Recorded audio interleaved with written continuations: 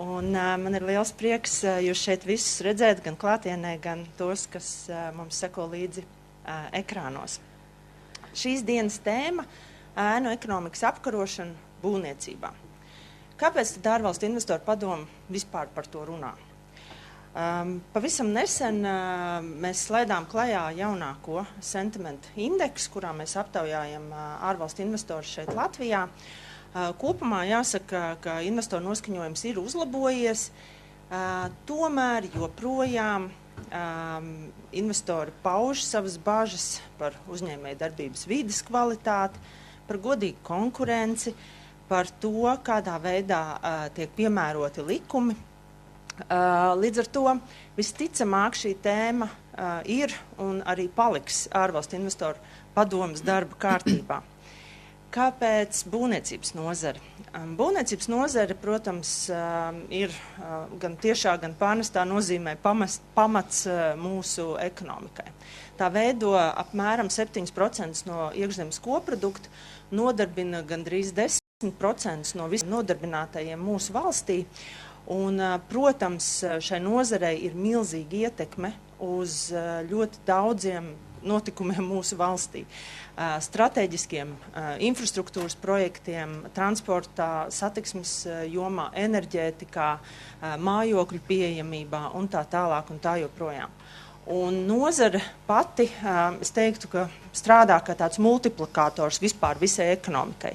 Ja attīstās būvniecība, tad attīstās arī daudz kas cits, tā skaitā finanšu nozare un kreditēšana. Taču vienlaikus šī nozare arī ir tā, kurā ēnu ekonomikas īpatsvars ir visaugstākais. Tas nozīmē negodīgu konkurenci, tas nozīmē nevienādus spēles noteikumus un visticamāk kavētas vai atliktas investīcijas. Uzņēmumi, kas maksā nodokļus, strādā godīgi, bieži vien nonāk tādā neizdevīgākā situācijā, jo viņiem nākās konkurēt ar tiem, kas to nedara.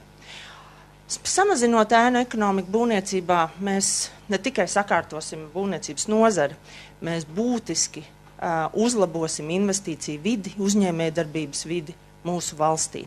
Jo, kā jau minēju, ir milzīga ietekme uz mūsu ekonomiku. Tāpēc šodien runāsim un mēģināsim rast risinājumus, kas ir tās lietas, kas mūsu valstī ir jādara visiem kopā, gan uzņēmējiem, gan valsts pārvaldei, lai šo mērķi sasniegtu. Tāpēc novēlēšu mums visiem konstruktīvu, atklātu un uz rezultātiem virzītu sarunu un aicināšu savu kolēģi Evitu Gošu, ārvalstu investoru padomes ēnu ekonomikas apkarošanas darba grupas vadītāju. Turpināt. Paldies! Paldies Lienai! Mums ir ceļojošā mapīte šodien. Esiet sveicināti klātesošie, esiet sveicināti visi tie skatītāji un klausītāji, kas ir pieslēgušies attālināti. Kā Liena jau pieteica, mani sauc Evita Goša, un ikdienā es esmu būvmateriālu ražotāju Švenk Latvija valdes locekle. Un ikdienā arī strādāju būvmateriālu ražošanas un būvniecības nozarē. Līdz ar to šie jautājumi man ir īpaši tuvi un manuprāt, ir tiešām nepieciešams aizvien biežāk un intensīvāk tieši horizontāli sadarboties, lai problēmas šajā nozarē risinātu pēc iespējas efektīvāk. Ēnu ekonomika kopumā, protams, pēdējos gados ir bijis daudz aktualizēts temats, mums ir dažādi mērījumi, mums ir dažādas metodas, kā mēs ēnu ekonomiku mērām. Mums nesen ir nācis klajā arī valsts kontrolas ziņojums par to, cik efektīvi ir instrumenti, kurus valsts izmanto, lai ierobežotu ēnu ekonomiku. Un jau nākamnedēļ, pirmdien, tiks prezentēti jaunākie dati no profesoru Ārņa Saukas un Tāļa Putniņa pētījuma ēnu ekonomikas indekss Baltijas valstīs 2009-25. Proti jau 16. reizi šie dati tiks publicēti, tātad jau aktuālie par 2025. gadu. Taču mūsu šodienas diskusija, kā jau minēts, nebūs vispārīga saruna par ēnu ekonomiku, par tās patiesajiem apmēriem un kura metode tad ir pareizākā un atbilstošākā, lai šo apmēru mērītu un noteiktu. Bet mēs uzrunāsim pavisam konkrētas, piezemētas, praktiskas ikdienas problēmas, sistēmiskas problēmas un kopīgi meklēsim risinājumus. Un es noteikti visus mūs gribētu aicināt šodien diskusiju organizēt tā, ka mēs domājam par to, kā varēt, nevis mēģināt meklēt attaisnojumus, kāpēc mēs kaut ko nevaram. Un tā kā mēs esam sagatavojuši tādu nelielu vizuālo materiālu, bet daži krēsli ir izvietoti tā, ka tie potenciāli aizsegtu ekrānu, tad pirms es aicinu pievienoties šeit mūsu brīnišķīgos diskusijas dalībniekus, mēs gribētu parādīt tādus izejas datus, kā mums šodien aizsākt šo diskusiju. Šeit nav pilnīgi nekā jauna. Tie ir dati, kuri nedaudz mainās gadu no gada, bet tomēr situācija būtiski neuzlabojas. Mēs neredzam nekādu lūzumu šīs situācijas kaut kādā veidolā. Un proti mēs šodien īpaši gribētu uzrunāt to, ka, diemžēl, arī valsts un pašvaldības caur publisko iepirkumu faktiski atalgo ēnu ekonomiku. Un kā mēs to gribētu šodien atspoguļot, es gribētu atsaukties uz to, ka globāli betons ir visvairāk izmantotais cilvēku radītais materiāls, starp citu, otrais aiz ūdens. Tas, manuprāt, ir ļoti svarīgs un interesants fakts.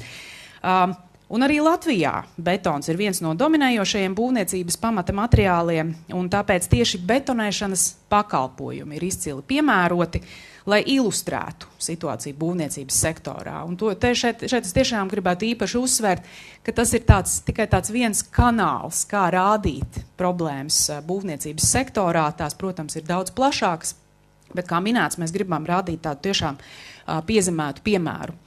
Lūk, un šajā tabulā, kuru mēs anonimizētā formātā šobrīd redzam, ir apkopota informācija no to uzņēmumu gada pārskatiem par jau 2025. gadu, kuri Latvijas tirgū nodrošina betonēšanas pakalpojumus un kuri ir piegādātāji publisko iepirkumu ietvarā. Un būtiskākā informācijas sadaļa mūsu šodienas diskusijai ir samaksāto darbspēku nodokļu apmērs par vienu nodarbināto uzņēmumā. Un vieglākas uztveramības nodrošināšanai kā atskaites punkts izmantota vidējā alga, ja šeit tabulā tā dzeltenā iezīmētā līnija. Virs tās tad mēs redzam tādu darbspēku nodokļu apmēru, un kā minēts, šeit ir norādīti tie uzņēmumi, kuri darbojas tieši betonēšanas jomā. Ja, daži no viņiem darbojas arī kā ģenerāli uzņēmēji dažādos projektos, bet īpaši vēl ar sarkanu ir atzīmēti tie, kuri faktiski koncentrējas tieši uz betonēšanas pakalpojumu sniegšanu. Un jau mēs saprotam to, ka arī pati šī vidējā alga, protams, ir vērtējama ļoti kritiski. Tomēr tieši tas īpaši spilgti iezīmē esošo ainu, proti, ka virknē uzņēmumu acīm redzami tiek maksātas aploksņu algas, tātad faktiski jau virs šīs vidējās algas mēs varētu jau izdarīt šādu pieņēmumu, bet vēl jo vairāk ir skaidrs, ka tie uzņēmumi, kuri ir jau zem šīs dzeltenās līnijas, tur ir pilnīgi skaidrs, ka šajos uzņēmumos aploksņu algas tiek maksātas. Jo, protams, ka nozarē strādājošie godīgie uzņēmumi ļoti labi zina, kādas ir bruto algu apmērs tieši betonētājiem, un tas pārsniedz vidējo algu. Un tātad šo tabulu vispār kopumā jau 5 gadus gatavo CRI Gensī īpašnieks un valdes loceklis Andris Mačs. Paldies viņam par neatlaidību, ka viņš turpina to darīt.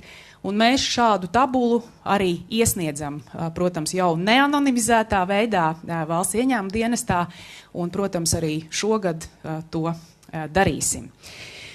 Nu, lūk, un papildinājumam vēl kā tādu apliecinājumu nesodāmības un tādai neredzamības sajūtai un to, ka pelēkajā un pat melnajā ekonomikā spēlēt var pilnīgi brīvi. Mēs gribētu parādīt vēl pāris man pat neērti tos nosaukt par darba sludinājumiem. Ja? Mums ir tāds bēdīgs slavens portāls SS.com, bet šie, principā, ir darba sludinājumi. Ja? Tātad nulle cieņas pret valsts valodu, ja? Tas varbūt tāds jau pirmais punkts, bet kopumā tātad, šīs pirmais sludinājums, varbūt tīpaši tiem, kas nesaprot krievu valodā, tad betonētāji tiek aicināti darbam brigādē, darbs Jūrmalā, darbs Meža parkā, uz rokas tātad 10–13 eiro stundā, rakstīt WhatsAppā. Un viss.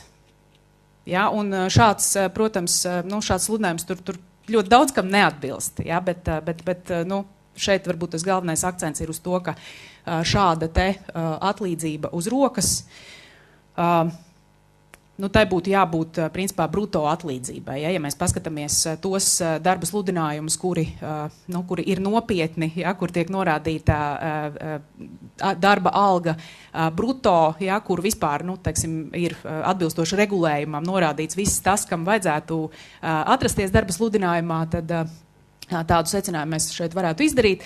Otrs sludinājums, to tātad izsludina jau juridiska persona, vid reitings šim uzņēmumam J, ja, un tas diezgan lielā mērā tā atbilst arī šajā te Ārņas Augs un Tāļa Putniņa pētījumā konstatētajam, ka bieži tieši jauni uzņēmumi darbojas ēnu ekonomikā, šeit pat nav norādīts, par ko tad īsti ir tie 10–13 eiro, bet, varbūt īpaši ironiski, ka šeit norādīts, protams, arī pretēji normatīviem aktiem, ka vēlamais vecums līdz 50 gadiem, es to tā cīniski vērtētu tā, ka, lai cilvēks varbūt neslimo, ja, vai ja viņam ir kaut kāda trauma, tad varbūt tur tāda mazāka iespēja, ka viņam tiešām būs jāņem brīvs laiks, jo skaidrs, ka nekāda drošības spilvena jau šajā darbā nebūs. Lūk. Un beidzot, priecājos iepazīstināt jūs ar šodienas diskusijas dalībniekiem, un tad es pa vienam labprāt aicinātu šeit uz šīs mūsu skatuves. Kā pirmo es gribētu aicināt Ilmāru Šņucinu, Finanšu ministrijas valsts sekretāra vietnieku nodokļu, muitas un grāmatvedības jautājumos.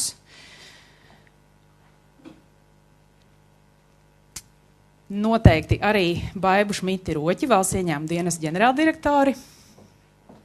Un tad droši tās ērtākās vietas. Ilzi Bejnāri, ekonomikas ministrijas valsts sekretāra vietniece būvniecības un mājokļu jautājumos. Ediju Kupču, Latvijas būvuzņēmēju asociācijas valdes priekšsēdētāju. Agnesi Gardu, Svetbank Latvija juridiskās pārvaldes vadītāju un vadības komandas locekli. Un visbeidzot arī kolēģi Ilzi Bergu, KPMG Latvijas partneri un nodokļu konsultāciju nodaļas vadītāju, FISIL ēnu ekonomikas apkarošanas darba grupas līdzvadītāju un FISIL valdes locekli. Esiet sveicināti visi, un beidzot es arī piesēdīšu, un es gribētu sākt ar tādu vispārīgu jautājumu, vai jūsuprāt nodokļu nemaksāšana drīkstētu būt konkurētspējas pamats? Un kopumā es ļoti priecātos vispār par tādu dinamisku un dzīvu un atklātu sarunu. Ja? Neveidosim varbūt tādus garus monologus un noteikti arī uzdodiet citam jautājumus, ja tādi rodas. Kurš gribētu aizsākt? Varbūt Ilmāra? Jā, ļoti labs jautājums, jo skaidrs, ka konkurences jānodrošina pilnīgi citiem līdzekļiem. Nodokļi ir mūsu, civilizētas valsts pamats. Arī ja mēs skatāmies tieši runājot par darbspēku nodokļiem, Latvijā tie lielā mērā ir veidoti kā pašas personas, nākotnes esošās situācijas aizsardzības modelis, jo pamat darbspēku nodoklis tomēr ir valsts sociālās apdrošināšanas iemaksas. Un tās ir gan pabalsts gadījumā, ja ir slimība, tas ir pensijas nākotnes jautājums un arī esošās pensijas sistēmas uzturēšana un tam līdzīgi. Tāpēc tas ir ļoti svarīgi un ņemot vērā arī tieši šodienas situācija, kad mums ir ļoti liela papildus izdevuma aizsardzībai, jebkurš eiro, kas netiek iemaksāts budžetā, faktiski ir zaudējums arī šajā jomā, jo skaidrs, ka valsts, sociālajie pakalpojumi jāsniedz jebkurā gadījumā, tas arī tiek darīts un tiks darīts, Un godīgi nodokļu nomaksa ir visu mūsu interesēs, arī to uzņēmēju interesēs, kuri sniedz šādus sludinājumus. Arī viņi iensēt gan drošībā, gan veselos darbiniekos. Paldies, Ilmārs, ļoti izsmeļoši atbildēja, vai varbūt ir kaut kas papildināms un varbūt kaut kas iebilstams? Es varbūt nedaudz no cita aspekta. Es kā nodokļu administrācijas vadītāja saskaros bieži ar to stereotipu, ka valsts ieņēmuma dienas, jūs jau tikai gribat iekasēt nodokļus. Un ilgus gadus bija tas, ka iekasēt nodokļus vieglāk no tiem, kas ir redzami, un tādēļ, ka redzami ir tas godīgais uzņēmējs, tad it kā nodokļu administrācija iet tikai pie godīgajiem, un tad, krata viņu līdz kaut kas izbirst ārā, un tā nauda ienāk. Valsts ieņēmuma dienests pēdējos gados ir uzsācis tādu būtisku transformācijas ceļu, un es savā ikdienas darbā un sarunās ar kolēģiem aizvien vairāk uzsveru, ka valsts ieņēmuma dienesta loma pirmām kārtām nav tieši iekasēt vairāk nodokļus kā primārais darbs, bet valsts ieņēmuma dienesta loma ir šī godīgās konkurences veidošana, kas nozīmē mēģināt atrast un mērķtiecīgāk saredzēt tos uzņēmumus, kas nav redzami, tos darbiniekus, kas nav redzami. Šādas sludinājumus mēs arī šeit tad mēģinam atrast, izkasīt no publiskās vidas, bet, ja ir tikai WhatsApp telefons, ir grūti sasaistīt kādu juridisko personu. Bet tātad mūsu loma ir veicināt šo godīgo konkurences vidi. Tātad nodokļu administrēšana ir nodokļu politikas sastāvdaļa, bet es redzu lielu lomu tieši arī šiem nodokļu administrēšanas procesā, ka mēs veidojam šo godīgo konkurenci, palīdzot baltajiem uzņēmumiem elpot brīvāk, jo tādējādi mēs uzlabosim šo naudas apriti uzņēmējdarbībā, mēs palīdzēsim uzņēmējiem izaugt, kas veicinās kopējo Latvijas valsts ekonomiku, un tādējādi tie nodokļu iekasēšana uzlabosies caur šo prizmu. Nevis vienkārši skraidot pakaļ to redzamai naudai, kas varbūt kādreiz ir kāds kaut ko kļūdījies. Tā kā mēs transformējamies, un paldies Viseli par šo diskusiju, kaut vairāk tādas būtu, lai mēs varētu.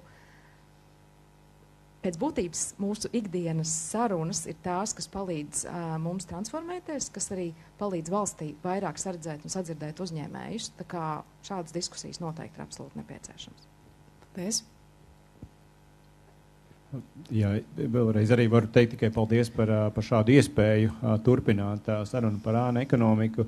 Atbildot uz to jautājumu, es varētu teikt, ka mēs ar domāšanu, kad ar nodokļiem varam konkurēt, zaudējam inovācijās, zināšanās, attīstībā, visu, kas saistīts otrā, jo ar inovācijām un izgudrojumiem, ar produktivitāti ir grūti konkurēt pret nodokļu nemaksātājiem. Tā kā lielākais zaudējums mums no tādā lielā mērogā ir tieši zināšanas, inovācija, kuras tiek nobremzētas. Tā kā es teiktu, tur nav vietas vispār nodokļu nemaksāšanai. Ir vieta citiem konkurences priekšrocību, kā saka, risinājumiem. Es varbūt mazliet no cita aspekta, no vēsturiskās pieredzes. Sākoties Covid, tad, kad tika ieviesti ierobežojumi, saņēmu zvanu. Ļoti neapmierinātas sievas, kurai vīrs strādāja būvniecībām. Un kā tad tā, un tagad manam vīram nesanāk pabalsts. Un kā nesanāk? Pabalstu rēķina atbilstoši noteikumiem, kā viņiem ir jābūt. Bet viņam taču maksāju aploksnē. Valsts nodrošiniet tagad lūdzu pabalstu tādā veidā, lai viņam kompensētu to, ko viņam maksāja aploksnē. Un, manuprāt, tas arī ir viens no tādiem aspektiem, runājot par ēnu ekonomiku. Mēs nekad nezinām tās sekas, kādas mums radīsies, piekrītot konkrētajā brīdī saņemt šo vai nu visu algu vai daļēju algu darba samaksu aploksnē, bet vienā brīdī mums būs vajadzīga palīdzība no valsts. Un tajā brīdī stāsts par to, ka es taču saņēmu atalgojumu, diemžēl nevienam mums vairs nepalīdz. Un daudziem cilvēkiem, manuprāt, arī tiem, kuri piekrīt šādam nodarbinātības aspektam, būtu jādomā un jāsaprot par tām sakām, kādas tas izraisīs viņiem personīgi un viņu ģimenēm. Jā, tavs jautājums ļoti trāpīgs par to, vai vajadzētu būt, vai vajadzētu konkurencei balstīties nodokļu nemaksāšanā. Mēs varam runāt, kam vajadzētu, kam nevajadzētu būt. Bet realitāte ir tāda, ka ļoti daudzos sektoros, īpaši būvniecībā, tā konkurence ir balstīta uz nodokļu nemaksāšanu. Primārā atbilde, ja kāds paprasa, kā privāta persona piedāvājumu, ir cena, un tad, jums ar pārskaitījumu, tad būs vēl. Tas ir tik normalizēti, mēs varam runāt, kam jābūt, bet tā ir norma. Man liekas, tas ir tas paradoxālākais, un tad ir jautājums, kāpēc. Mēs varam domāt, kā cilvēkam domāt, kā viņam vajadzētu domāt par ilgtermiņu. Cilvēks ir tāds, kāds viņš ir. Mēs domājam īstermiņā, mums gribās to ceļojumu, mums gribās to televizoru vai vēl kaut ko, un mēs domājam, ar mums taču nekas slikts nenotiks. Mēs taču nesaslimsim, mums taču to nevajadzēs, viss būs labi. Un te ir jautājums droši vien, kāpēc tas ir normāli. Šī diskusija, man liekas, ir par to, kāpēc tas notiek, nevis kam vajadzētu vai nevajadzētu būt, bet kāpēc tas strādā, kāpēc nemaksāt nodokļus ir lētāk nekā maksāt. Tātad vienādojums, es maksāju nodokli, ir dārgāk nekā sots, sekas un iespējamība tik pieķertam. Racionāli skatoties. Tātad nav šī sajūta, ka mani var pieķert, vai iespējamība ir tik maza, ka tas atmaksājās. Un tas ir sistēmiski, un man liekas, mēs šeit esam, lai runātu par to, kāpēc. Tieši tā, bet mums noteikti bija nepieciešams iesildīšanās jautājums, bet tā kā mēs sākuši šo diskusiju tieši ar publisko iepirkumu kontekstu, tad pavisam konkrēts jautājums. Kā ir iespējams, ka šāda situācija, kādu mēs tikko redzējām, pastāv gadu gadiem un fundamentāli nekas tajā nemainās? Baiba minēja jau par to, kā valsts ieņēmuma dienests transformējas. Kopumā ir noteikti ļoti pozitīva ziņa, ka mēs visi saprotam, ka ēnu ekonomikas sekas, tās negatīvās sekas ir patiešām daudz šķautņainas. Mēs nebūtu nerunājam tikai par konkrētā brīža neieņemtiem nodokļu ieņēmumiem. Bet kas nedarbojas? Kam būtu jābūt? Kā novērst to, ka šādi uzņēmumi tiek apbalvoti, jeb atalgoti publisko iepirkumu veidolā? Kā mums trūkst? Vai mums ir problēma tiesiskajā regulējumā? Piemēram, pats fakts, kā apakšuzņēmēju ķēdes, var būt garas un dziļas. Vai mums nevajadzētu apsvērt kaut kādu iespēju patiešām piesaistīt vispār iespēju dalībai vai uzvarēt publiskajos iepirkumos tiešām tam vidējās algas lielumam uzņēmumā? Kā tas nākas, ka tomēr ir šie uzņēmumi, kuri izkrīt cauri dažāda veida prasībām publisko iepirkumu kontekstā? Tikko mums bija arī publisko iepirkumu reforma, mums tikko tieši šodien simboliski stājas spēkā grozījumi publiskā iepirkuma likumā, un starp citu, kas ir ļoti interesanti un ļoti nozīmīgi, ir tas, ka tiek mainīts, jeb grozīts arī paša likuma mērķis. Un papildus jau iepriekš minētajiem mērķiem tiek norādīts, ka paša likuma mērķis būs nodrošināt arī ilgtspējīgu iepirkumu īstenošanu. Un ko mēs ar to vispār sapratīsim? Jo, godīgi sakot, paša likuma projekta anotācijā nekādu izsmeļošu atsauču attiecībā uz šo formulējumu nemaz nav. Tad es gribētu dzirdēt jūsu komentāru tieši par šo, kā nav un ko mainīt publiskā iepirkuma kontekstā. Un mums arī kolēģi no zāles noteikti var pievienoties.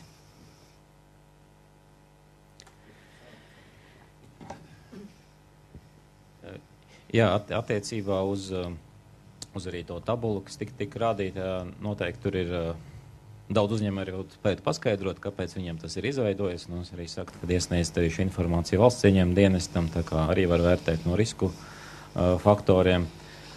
Vienlaikus varbūt pirms tāds plašāks atbildes teikt, ka tā atbilde nevar slēpties tikai valsts pusē, tikai likumos un normatīvos aktos, tikai uzraudzības iestādēs, jo būtiski arī šī kultūra arī uzņēmējdarbībā kā tāda. Ja mēs saprotam, arī kā korekti norādīja kolēģi, ka cena ir izšķirošais un tas varbūt ir vairāk tā strādājuši saskarsmē fiziskām personām, privātpersonām, tad jautājums, kā jau uzņēmēji iesaistās jau tādās acīm redzamās ekonomikas darbībās, tas jau ir cits līmenis. Un tur ir cita atbildība, cita arī ziņošanas sistēma. Galu galā ir gada pārskati, revidenti un kas tik vēl nav. Un arī uzņēmēji bieži vien izvērtē savus sadarbības partnerus ļoti cītīgi. Un bieži vien droši vien arī tas, kas pietrūkst. Jo, ja visi ģenerāli uzņēmēji pateiktu nē, mēs šos riskantos neņemam, būtu pilnīgi cita situācija šobrīd. Bet, es domāju, par iepirkumu es varu palūgt kolēģi no valsts iepirkuma uzraudzības biroja Arti Lapiņu nokomentēt. Jā, tieši tā reforma stājas spēkā. Tā. Labdien visiem diskusijas dalībniekiem, varbūt vairāk no zāles šobrīd, bet es varbūt sākušu tiešām ar to, ko kolēģi jau pieskārās. Ja? Un tas, kas publiskie iepirkumi droši vien ir tāda pati būvniecības jomas daļa, kā arī iepirkumi privātajā sektorā vai līguma izpildu privātā sektorā. Un nekā jau unikāla te nebūs. Un visdrīzāk mēs pat patiesībā runājam par publisko sektoru, tad mēs varbūt pat runājam nedaudz varbūt par to gaišāko daļu. Vismaz tā gribētos domāt. Ar lielāku, varbūt arī publisko eksponēšanos un teiksim, iespēju sekot līdzi. Ja būtu viena problēma un viens risinājums, ja droši vien viņa būtu atrisināta. Tas, kad mums ir, un, protams, ka vienmēr tās ķēdes, protams, arī gan privātā sektora, gan publiskajā, viņas mēdz būt. Reizēm pēc viņām ir objektīva nepieciešamība, liela līgumi, sarežģīti darbi un apakšuzņēmēju ķēdes būs, bet, protams, jo tālāk ir apakšuzņēmējs, jo viņš kaut kādā ziņā neredzamāks potenciāli būs. Bet, ja mēs tā skatāmies, vai varbūt ne tikai reflektēt par tām problēmām, kas ir, bet domāt, ko darīt, tad reformas kontekstā mēs redzam, ka tādas formālas prasības, viņas lielā mērā nestrādā. Arī iepriekš viņas ir bijušas, efekts, patiesībā, tāds izmērāms efekts nav konstatēts. Un tā lielā viņa problemātika ir, patiesībā arī centrālā persona iepirkumā lielā mērā būs pasūtītājs. Tas, kurš nosaka prasības, organizē, lielā mērā arī skatās līdzi, kas notiek arī pēc šī līguma noslēgšanas. Jo tā darbu izpilde un tā potenciālā nodokļu nemaksāšana jau būs pēc iepirkuma, līguma izpildes laikā. Un šeit mēs redzam, ka ļoti daudziem pasūtītājiem ir, kaut kā mēs to iepirkumu izvalkam, pēc tam jau kaut kas notiks. Ja? Tā ēka tiks uzbūvēta tas virziens, uz ko mēs skatāmies šobrīd, ir šie kompetences centri, ja, gan domājot par šīm visu, kas ir saistīts ar ilgtspējas principu iedzīvināšanu, gan būsim praktiskāki arī kompetences attīstību tā, lai mēs līguma izpildē varētu sekot līdzi. Instrumenti patiesībā ir, kā vērsties pret, varbūt tādiem mazāk godīgiem, varbūt arī vairāk kā viņus eksponēt, lai, teiksim, jau tālāk kaut vai valsts ieņēmuma dienesta vai valsts darba inspekcijas kolēģi varētu pievērsties šiem uzņēmumiem. Bet bez tāda gudra, saprātīga pasūtītāja rezultāti nebūs. Un tas ir tas pakāpeniskais virziens kompetences centriem uz centralizāciju, lai mēs šo kompetenci uzkrātu, attīstītu un arī pielietotu. Es varbūt šajā brīdī valsts ieņēmuma dienests gan nav pasūtītājs būvniecības jomā, bet mēs esam pasūtītājs cita veida iepirkumos. Un es teiktu, ka līdzinājā iepirkuma sistēmā es kā pasūtītājs jutos kā ķilnieks. Tas formālisms un normatīvisms bija pāri pat elementārai loģikai, kur vēl ekonomiskiem pamatojumiem bija skaidri likumā noteiktie kritēriji, kurus jāievēro. Un ja tu redzi pat, ka tev ir pretī uzvaru uzņēmējs, kuram tā uzticība ir diezgan zema, bet viņš pēc cenas ir izdevīgākais, tie kritēriji ir tik vienkārši šauri ierobežot, ka tu pat kā pasūtītājs nevar atteikties. Jo, protams, uzņēmēji, kas piedalās iepirkumos, viņi var pārsūdzēt, un tas pasūtītājiem ievāk varbūt uz mēnešiem, ja ne pat gadiem, kaut kādu iepirkumu procedūru. Tā kā es lieku cerības uz šo jauno iepirkumu reformu, tāpat laikā, ne visas idejas, kas bija sākotnēji domātas, ir atrisināts, bet vienmēr cerība paliek, tā kā ejam uz priekšu. Tas jautājums, kā valsts uzticamības rādītājs būtu jāņem vērā arī šī izvēloties ar ko strādāt kopā. Valsts ieņēmuma dienests piedāvā šo savu reitingu sistēmu, kurā reitings ir tāds uzticamības rādītājs, ja tu pildi savus nodokļu saistības, un viens no šiem rādītājiem ir vidējais atalgojums, it kā pēc loģikas vajadzētu ar to būt gana. Tāpat laikā, kad mēs arī ar Fisilu diskutējot, saprotam, ka reitingu sistēma ir 2 gadus darbojoša, un ja sākotnēji ieviešot reitingu sistēmu uzņēmēji tiecās nonākt šajā reitingā, tad tagad šī uzvedības maiņa jau ir bremzējusies, bet, ja runājam tieši par atalgojumu, tad, reitingu sistēmā mēs, lai parādītu, ka valsts uzticās uzņēmējiem, mēs ieviesām šo principu, ka attiecībā uz atalgojumu ir 50% no vidēja atalgojuma konkrētā nozarē, konkrētā reģionā. Un šī tablā ļoti labi varēja redzēt, ka tas atalgojums, ja mēs paņemam 50% tad tas ir pārāk zems, lai būtu loģika, arī ar betonu strādājošiem cilvēkiem, skaidrs, ka neviens par tiem 700 vai 800 eiro labu betonētāju profesionāli vienkārši darba tirgus ir pilnīgi cits. Un te es piekrītu runātājiem, ka visa atbildība vai sakārtošana nav tikai valsts pusē, bet kas ir pasūtītāji. Te būtu nepieciešams iesaistīties arī biznesa pusē un konkrēti būvniecības organizācijām.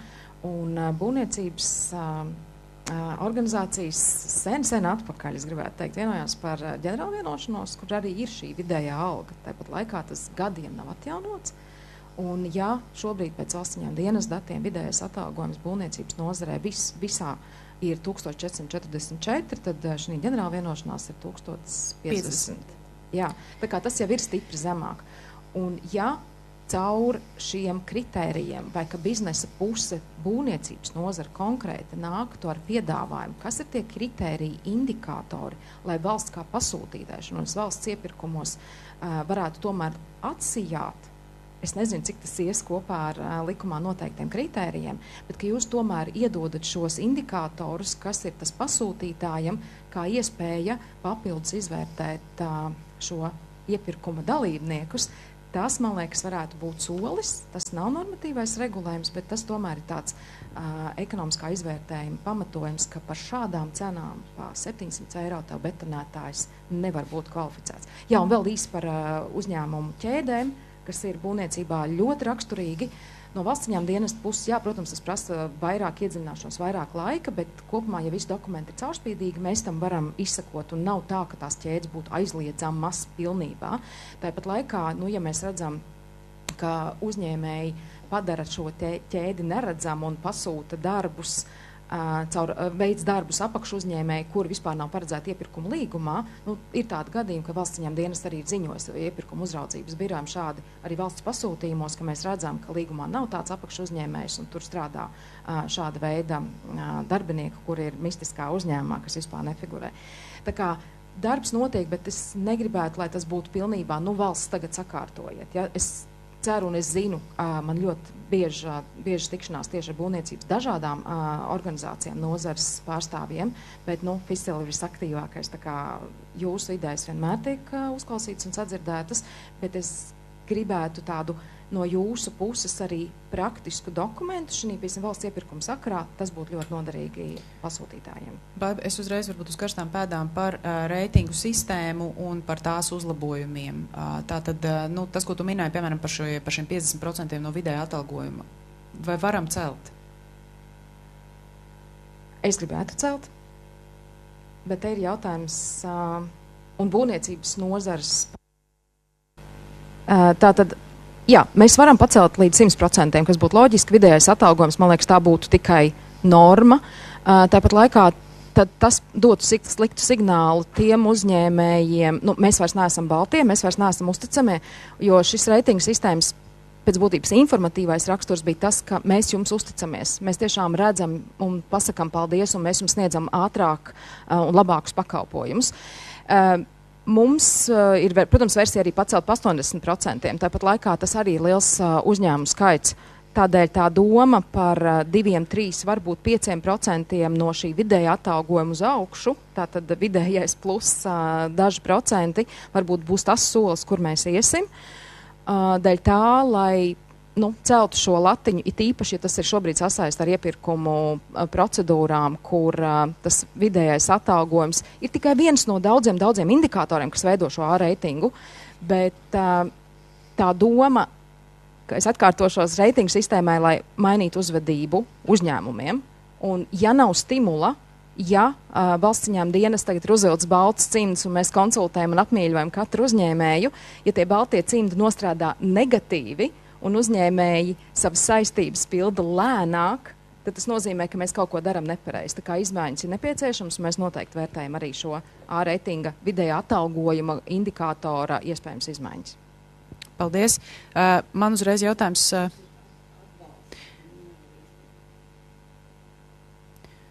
Arnold, vai mēs varam turpināt?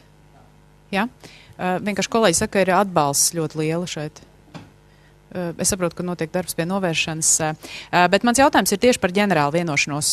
Es uzreiz skaidri un gaiši paudīšu Fisilu viedokli. Mēs uzskatām, ka tas ir nevis mehānisms, kā iznākt no ēnu ekonomikas, bet gluži pretēji faktiski to leģitimizēt līdz noteiktam līmenim, jo tas ir pilnīgi skaidrs, ka 1050 eiro bruto mēneša alga nav tas, kas notiek tirgū. Tātad tas ir veids, kā pateikt, jā, mēs it kā darām labas lietas, bet vienlaikus patiesībā vienkārši maksāt, tāpat turpināt maksāt daļu algas aploksnē. Tavs komentārs par to, vai ģenerāla vienošanās palīdz tavuprāt vai gluži pretēji? Es teiktu, ka viņai būtu jāpalīdz. Pilnīgi noteikti, bet tajā laika posmā, kad es ienācu šajā nozares tvērumā, vadot nevalstisko organizāciju, redzot ģenerālu vienošanos no tās pirmās dienas, kad viņa tika parakstīta, no tās, kā saka, pozitīvā uzrāviena, kas gāja kompleksā ar daudziem citiem jautājumiem, kas bija tajā tvērumā, ne tikai ģenerāla vienošanās, darba laika uzskaita un vēl daudz citu, tā skaitā vēl arī memorands, kas tika parakstīts, ja nemaldos tajā pašā laikā. Tas bija tāds liels apņemšanās posms, kurā it kā bija paredzēts, ka tas uzrāviens būs labs, viņš arī parādījās, diezgan labi gāja uz leju. Ļoti iespējams daudz jautājumu bija saistīti ar ekonomisko izaugsmu tajā laikā, jo arī apjomi gāja būvniecība augšā. Bet kopumā es teiktu tā, ka ģenerāla vienošanās joprojām ir spēkā, bet viņai jāiedod tā jaunās pozme, jātīsta viņa tālāk ir, bet, diemžēl, līdzšinējā prakse, kā tiek uztverta ģenerāla vienošanās, es viņu raksturotu ir nedaudz degradēta, viņai jāpieliek klāt, un tas nav tikai pašas nozares stāsts, bet tas ir jau daudz citu pušu stāsts, jo ģenerāla vienošanās nav tikai divas puses darba ņēmēja, darba devēja, bet ir arī valsts, ir arī visi pārējie sabiedrība kopumā. Jo bez sabiedrības nekas nenotiks. Un šajā gadījumā atbildot arī savā ziņā bišķi uz jautājumu, kas tad ir nogājis un ko tad ir darījusi nozarē pati, tad, ja es skatos tos vēsturiskos posmus, gan pētījumus, gan priekšlikumus un tā tālāk, diemžēl katru reizi tiek paņemti šie te uzraudzības mēģinājumi stingri uz būvnieku pleciem uzlikt, bet jautājums, vai pasūtītājs sapratis, kas ir reālā cena, ko nozīmē maksāt reālu cenu un spiediens uz šo cenu visu laiku atgriež atpakaļ kaut kādās kurpēs, kurās ir neērti spiež un turpinās joprojām tas, ko minēja arī, ka tiek turpināts barot tā ēnu ekonomikas sadaļa. Un kāpēc tas ir svarīgi vēl joprojām šodien, un kāpēc šodien, kad iet uz priekšu tie jautājumi, ko mēs redzam arī šajos maksājumos, kas ir nodokļu maksājumi, kas atspoguļo reālo situāciju, minimāla alga jau iepirkumā nav pārkāpums. Nav pārkāpums, tu neko nepārkāp. It kā godīgi rīkojies, jā, vai tas ir ekonomiski pamatoti, vai tas ir konkurēt spējīgi, atbilstoši labiem uzņēmumiem, kuri cenšas ar produktivitāti risinājumiem, noteikti nē. Otrā pusē es varu atgādināt to jau arī daudzus gadiem, un es paskatījos tos vēsturiskos materiālus, tur ļoti daudz idejas, kuras joprojām nav īstenotas. Viņas tur stāv gadiem, viņām runā, un neko neviens neņem, viņas neaiztiek. Nosauc konkrēts piemērs. Es pabeigšu to par to iepirkumu tieši sadaļu, un tas iepirkums viens, kas arī visu laiku tur figurē cauri gadiem, ir šī izteiktā, cevišķi publiskajā sektora, privātais pielāgojas publiskā sektora pasūtījuma svārstības, kas tieši saistīts ar Eiropas naudām, jo mums ir Eiropas naudas diezgan būtisks loma šajā attīstības fāzē. Un tad iedomājamies to situāciju, notiek iepirkums, piemēram, šodien, un līgumu noslēdz pēc gada. Pa to laiku ir ļoti daudz notikumi notikuši.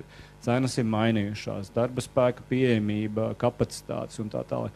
Un tajā brīdī, kad tev uzliek uz galdu, ka tagad ātri daram, jo viss deg laiks, budžets, Eiropas naudas un tā tālāk, tad ir tas izmisuma kliedziens un visticamākais arī tas noved pie kaut kādām rīcībām tālāk, meklējot iespējas tomēr nopelnīt, jo ilgus gadus nebija indeksācija, un tagad atgriežoties atkal pie indeksācijas stāsta arī naftas jautājumiem, kas ietekmē daudzus ķēdes posmus. Tā viennozīmīgi nevar teikt, ka indeksācija būvniecībā funkcionē. Tā skaitā nav pārmetums gluži ekonomikas ministrijai, bet tomēr mēs varam pabeigt arī to stāstu, kas ir algu indeksācijas ienešanā tieši visos posmos. Viņi sākās, bet viņi nepabeidzās, jo izrādījās, ka ģenerāla vienošanās neiet tā kā gribētos, tāpēc mēs uzreiz liekam sodu un neejam indeksācijā, lai gan tieši otrādāk bija jāturpina iet indeksācijā, jāliek klāt daudz jautājumu, lai risinātu to visu. Tā kā tie priekšlikumi ir, un ja mēs skatāmies to vēsturi, tur diezgan daudz ir runāts visu laiku tieši par pasūtītāju lomu. Pasūtītāja sapratni, kas ir ēnu ekonomika, pasūtītāja vēlme mazināt viņu, pasūtītāja vēlme nomaksāt nodokļus, un tā skaitā arī ekonomisko pamatojumu, respektīvi, vai pasūtītājs var atļauties, vai var izdarīt ekonomiski pamatotu lēmumu, kas būtu balstīts. Un tur te nāk iekšā daudz jautājumu. Tā skaitā jaunā mājokļa PVN, tas ir privāta persona attiecības dažādos būvniecības darbos un arī citos pakalpojumos, ko patreiz vismaz ekonomikas ministrija noteikti virz uz priekšu, cik es zinu, un aktīvi strādā šo jautājumu. Tā kā daudz jautājumu arī ir sākuši beidzot risināties. Ja. Un to, ko es redzu, protams, ka liela, diemžēl jāsaka, uz finanšu ministrijas pusi diezgan liela loma ir finanšu ministrija, kur izvēlās tieši to stiprināt tikai vienīgi nodokļu ieņēmumus, pasakot, kad ar sodiem mēs saliksim visus maksāšanas zonā iekšā un visiem ir obligāti jādara, bet īsti tas nestrādā. Un to, ko es redzu, kad ēnu ekonomika kopš tiem labajiem uzsaucieniem samazinājās, bet diemžēl neturpinājās nekas, ir jābūt turpinājumam. Paldies, kādas refleksijas, un Agnes, tu arī gribi komentēt šo. Agnes jūtās no citas planētas, bet no privātajā sektorā ir tā elastība un iepirkumos var redzēt nozares vidējās algas un tam sekot līdzi. Ļoti ceram, ka notiks konkurence ar kvalitāti, būs stipri būvnieki un arī būvniecībā strādājošie ar veselīgiem ienākumiem. Visai Latvijai būs labi. Varbūt tāds ļoti īsts komentārs, ja būvniecības nozares pārstāvis arī korekti minēja, bet faktiski tās lietas jau visas zināmas. Un tirgus ekonomika saka, ka tam jābūt iecenotam, visi šie riski. Tā kā, teiksim, pateikt, tas ir liels pārsteigums, ka kārtējo reizi atkal noticis tieši tāpat kā vienmēr. Ir tā kā ir, bet attiecībā uz nodokļu politiku, protams, nodokļi Eiropas Savienībā vispār ir relatīvi augsti, arī darbspēka nodokļi. Mums arī, protams, bija arī būtiska reforma, kas skāra neapliekamu minimumu tieši varbūt uz mazāk atalgotiem darbiem. Manuprāt, bija diezgan būtisks atspaids arī uzņēmēju pusē. Un, teiksim, tas arī ir jāturpina, bet jā, teiksim tā, tie lielie uzņēmēji un ģenerāla vienošanās ir būtiska. Un tur es piekrītu, ka tas ģenerāla vienošanās, ka tika noslēgta, bija labs efekts, un ļoti žēl, ka šīs sarunas par jaunas atjaunošanu, reālas atjaunošanu, ir teiksim tā, apstājušās, vai teiksim, esoša situācija. Un mums arī ekonomikas ierobežošanas plānā arī ir punkts, ka tieši veicināt šo ģenerālu vienošanos, lai gan mēs viņu šobrīd neuzskatām par izpildītu, jo tieši tas minējums, ka faktiski pašlaik šī alga ir faktiski zemāka nekā vidējā noteikti, un ceram arī, ka nozares, tur noteikti ir divas puses spēlētājs, gan darba devēji, gan darba ņēmēji, teiksim, ka tā vienošanās tiks sasniegta un tiks sasniegta reāli, kas būs labi gan nozarei, konkurētspējai un arī darbiniekiem.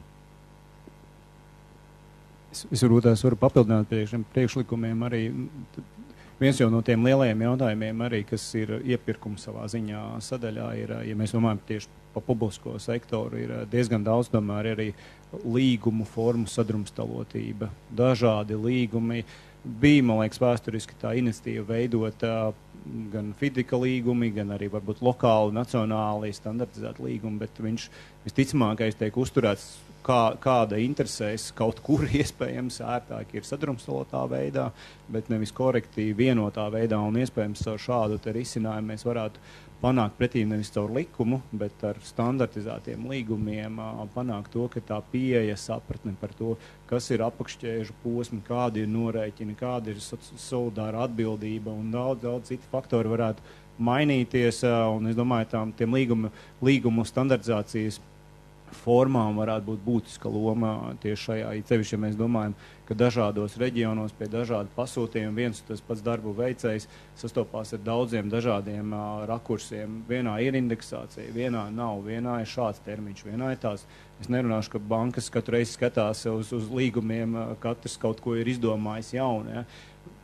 Šis ir nepareizi. Šeit varētu izdarīt vairāk, nedomājot par likumu, bet vairāk tieši par tādu labu standartizāciju, vienkārši saprat.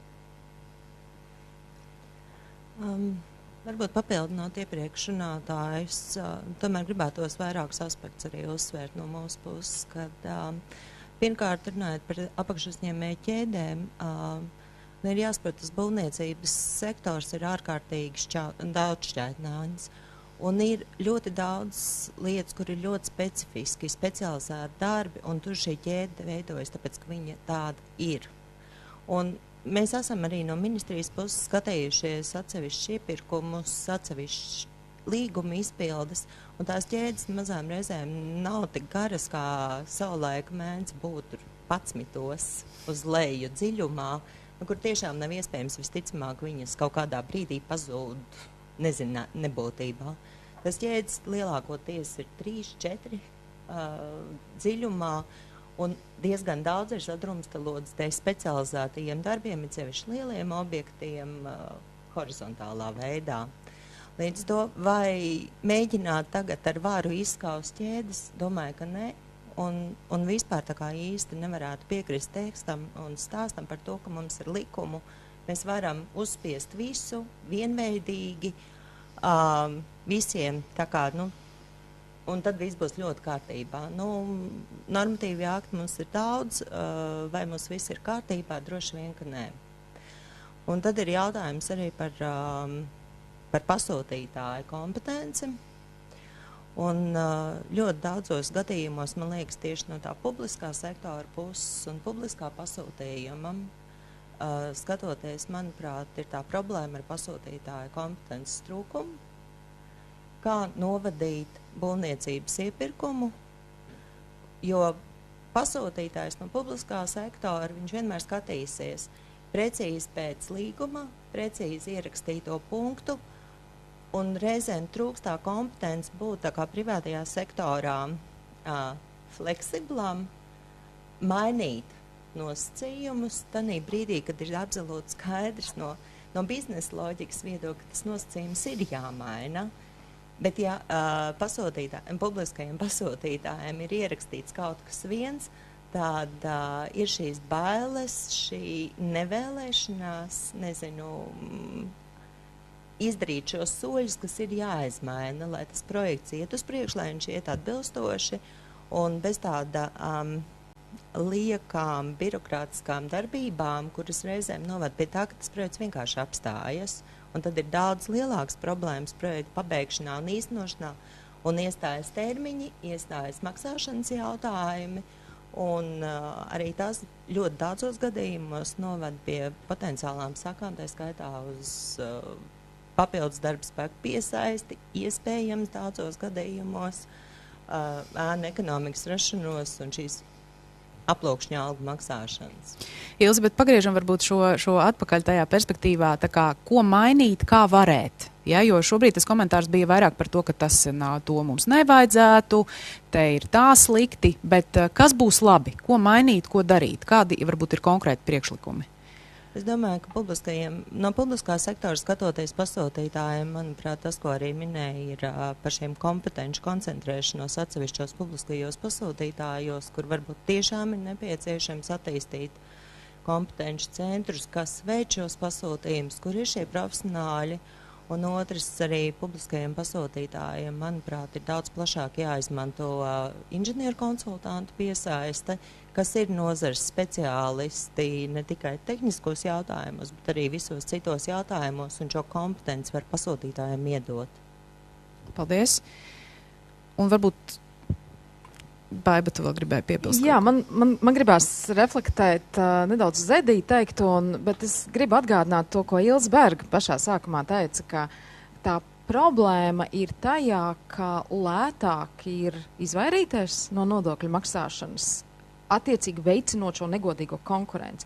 Un tad es paskatījos, mums ir kopumā būvniecībā iesaistīts 20,000 juridiskās personas, kas izklausās netipiski daudz priekš Latvijas un nevajadzīgi daudz, bet ja mēs paskatāmies, 40% no tiem ir individuālie komersanti, pašnodarbinātie un tādi ļoti, ļoti maz, var teikt, individuālā darba veicēji.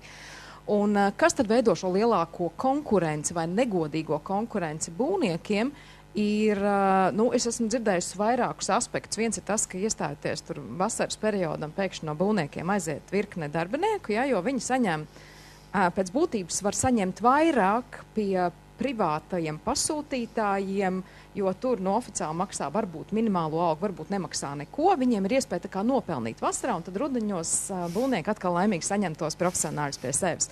Tas ir viens, tas ir darba spēka tā plūsma. Darba spēka plūsma arī ir negatīvu konkurenci ietekmē, ir nomas pakalpojumi. Tas ir, kā pasūtītājs paņem pakalpojumu, rekurs, nezinu, jumta uzlikšana ēkai, un atbrauc kādi trešo valstu pilsoņi, kas šo pakalpojumu veids, un valsts ieņēmuma dienesti vairāk kārt konstatēja šādus gadījumus, kad par šiem darbiniekiem nemaksā, piemēram, Polijas uzņēmums atbrauc kā Latvijā kādu jumtu uzlikt, ka darba spēka nodokļi netiek maksāt ne Polijā, ne Latvijā, jo tiek šādā veidā caur nodokļu režīmu. Tas ir diezgan grūti izķirams, bet mēs to redzam. Ir labi, ka ir Edlus jau gadiem strādā, mēs to ļoti izmantojam, mums tā informācijas apmaiņa ir automātiska, un mēs to ļoti daudz datus redzam, neiešu detaļās, bet par to nesodāmības sajūtu, un es nezinu, es te varētu saukt, jums man līdzi ir špikers par miljoniem, ko mēs esam uzreitinājuši pēdējos gados, tur tuvu 23 miljoniem ir nodokļi papildus aprēķināti tieši būvniecības nozarē.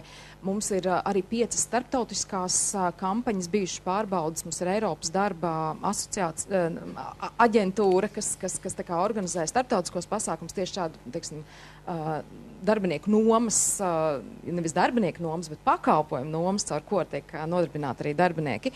Mūsu rezultāti ir ļoti labi, un arī tā uzvedība mainās, jo, piemēram, būvniecībā vidējais atalgojums auga straujāk nekā vidēji Latvijā. Vidēji Latvijā bija 5,6%, ja nemaldos, būvniecībā ir tuvu 8%. Ja mēs vēl noņemam to 9. grupas darbiniekus, kas ir tā kā mazāk kvalificēti, tad vēl tas ir stabili, vairāk kā 8% augsts kāpums. Tā kā tendences ir labas, un tur valsts ieņēmuma dienests noteikti pielicis savu roku, jo mēs it kā mērķtiecīgi uzrunājam būvniecības uzņēmumus katru mēnesi, mēs viņiem atgādinām, un viņa atalgojumu palielina.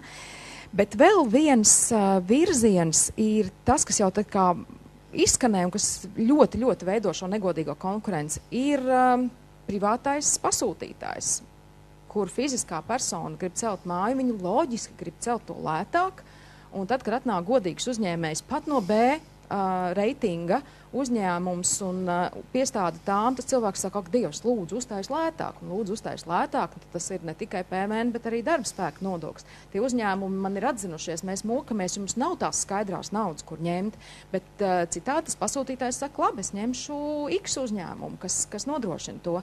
Un tādēļ tā nav ekonomikas ministrija, kas virza šo iniciatīvu, ka ja fiziskā persona iet strādāt pie fiziskās, sniedz pakalpojumu fiziskai personai, tas ir jauns nodokļu režīms, protams, diskusijas vēl tikai tagad sāksies, bet 2 gadus par to runājot un nodokļu politikas pilnveids darba grupā nespējot vienoties, tas tika atlikts, tad šobrīd, jāsaka godīgi, apvienotais saraksts Aiva Vīksne, ja nemaldos, ceturtdien nāks klajā, vismaz ieliks Saeimā uz darba galda šo ideju, ka būs atvieglots mazāks nodokļu režīms kas palīdzēs arī, es ceru, būvniecības sektorā, ka šie darbinieki neaizplūdīs un neies remontēt to jumtu fiziskā persona fiziskai personai, ka būs šis 10% nodoklis. Jautājums par to, kā to noregulēt, lai nebūtu tā, ka par ko bažījās arī Finanšu ministrija, un es saprotu, ka tie, kas šobrīd pat oficiāli reģistrējušies, kā tie pašnodarbinātie un maksā tos 25,5%, lai viņi nepārietu, tad tur ir iestrādāti šobrīd netik stingri varbūt nostiprināti, ka ja tev ir apgrozījums 25,000 gadā, tu nevari pāriet uz to mazo režīmu. Bet tas ir tikai tāds ļoti ideja ir tiks ielikta Saeimā šonedēļ, bet tur noteikti ļoti daudz ir darāmā noformulēt korekti, lai galvenais nesagrautu jūs kā uzņēmēju darba vidi, kā darbinieki, lai paši uzņēmēji nevēlētos atbrīvot un pēc tam ņemt pakalpojumu no šīs fiziskās personas, tad būs ierobežojums, ka nevar tā, ka fiziskā persona sniedz pakalpojumu juridiskai personai, tikai fiziskai. Ir ļoti pamatotas cerības par to, ka tas samazinās šo ēnu tirgu. Cilvēks sniedzot pakalpojumu vairāk kā 25,000 gadā sāks maksāt parastos nodokļus, bet mums ir jāparāda, ka tev ir iespēja sākt kļūt godīgam, sākt domāt par to savu slimības pabalstu vai galu galā arī pensiju. Tā kā valstī ir instrumenti, kā ietekmēt, mazināt šos ēnas, ne tikai ar uzraudzības pasākumiem, bet, jo es vienmēr saku, es biju stingrā keynesisma politikas piekritēja, ka valsts tomēr var regulēt un ietekmēt, tad pēdējo 2-3 gadu laikā es esmu kļuvusi par liberālās ekonomikas piekritēju. Tā ideja ir tāda, ka, bet arī liberālā ekonomikā valstī ir jāpalīdz tirgumu sakārtoties, un tur ir vairāk ne caur šo reģistrēšanu, es nezinu, katra dokumenta pārbaudi, bet caur to, ka mēs nodrošinām šo godīgo konkurences vidi, un tas nozīmē arī to, ka ārkārtīgi stingra konceptuāla cīņa ar ēnu ekonomiku, un tur priekšnosacījums ir tas, ko Ilze minēja, atgādināšu, ka tā nesodāmības sajūtai ir jāpazūd, un ka šis nodokļu nemaksāšanas stāsts ir dārgāks, ja tu maksā nodokļus, kas nav mazi, bet viņi tomēr ir konkurētspējīgi mūsu reģionā. Pilnīgi noteikti mūsu nodokļu politika mainās, vismaz attiecībā uz darbspēku nodokļiem, man liekas, ļoti, ļoti pozitīvā virzienā. Par uzņēmumu ienākumu nodokli nemaz nerunājot. Mēs esam ārkārtīgi konkurētspējīgi pat visā pasaulē. Jā, tajā formulā, man liekas, viens svarīgs aspekts ir iespējamība būt pieķertam. Redzamība, nevis nesodāmība, bet neredzamība, kas šobrīd caur šiem sludinājumiem, caur to, ka uzņēmēja mājaslapā atklāt norāda, ka samaksāt var izvēlēties, kā tu gribēsi privāta persona ar pārskaitījumu vai skaidrā naudā. Tieši tik atklāti tā sajūta par to, ka tas ir normalizēti. Un, manuprāt, mēs varam runāt par daudz ko, bet joprojām ir šajā privātais pret privāto, kā tu maksā nodokļus? Kāpēc? Kāpēc tu maksā ar visiem? Ka tā leģenda, gandrīz naratīvs kaut kādā segmentā ir, ka, ja tu maksā visu, tu esi, atvainojos, muļķis. Jo gudrie saprot, kā nedarīt. Un šis droši vien ir tas skumīgākais, kurā tā neredzamība tomēr joprojām ir ļoti, ļoti liela un jāsaprot, kā viņu mazināt.